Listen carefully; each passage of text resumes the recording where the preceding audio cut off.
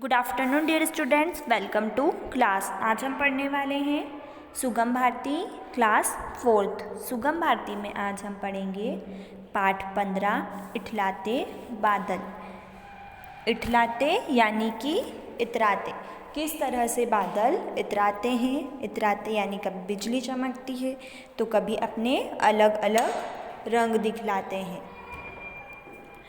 इस पाठ में हम समानता का भाव, प्रकृति के प्रति प्रेम के बारे में पढ़ेंगे। मन ही मन इठलाते बादल, रूप अनेक दिखलाते बादल। मन ही मन, अपने ही मन में स्वयं इतराते हैं बादल और हमें अलग अलग रूप दिखाते हैं। कभी अलग रंग होता है तो कभी अलग रंग होता है। चारों ओर फैले अंबर में अपनी धूम मचाते बादल। बादल आसमान में चारों तरफ फैले हुए हैं और अपनी धूम मचाते हैं। कभी गरजते कभी बरसते, बिजली खूब नचाते बादल।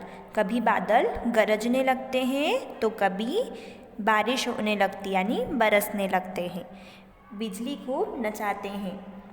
कभी बिजली इधर चमकती है तो कभी उधर चमकती है।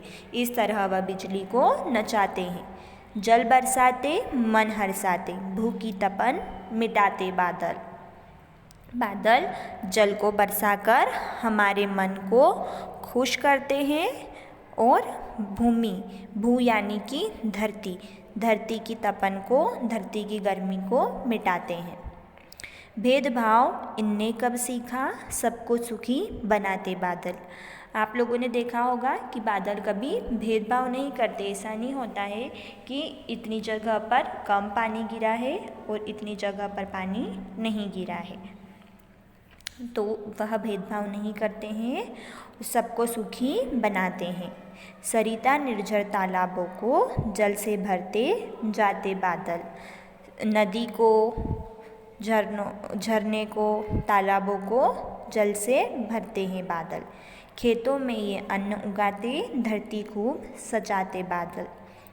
जब बारिश नहीं होगी तो खेत में अनाज नहीं उगेगा, तो यह जल बरसाकर अन्न को उगाते हैं और धरती को खूब सजाते हैं बादल। जिसके लेखक हैं अवध किशोर सक्सेना। इस कविता के लेखक हैं। Thank you. Have a nice day.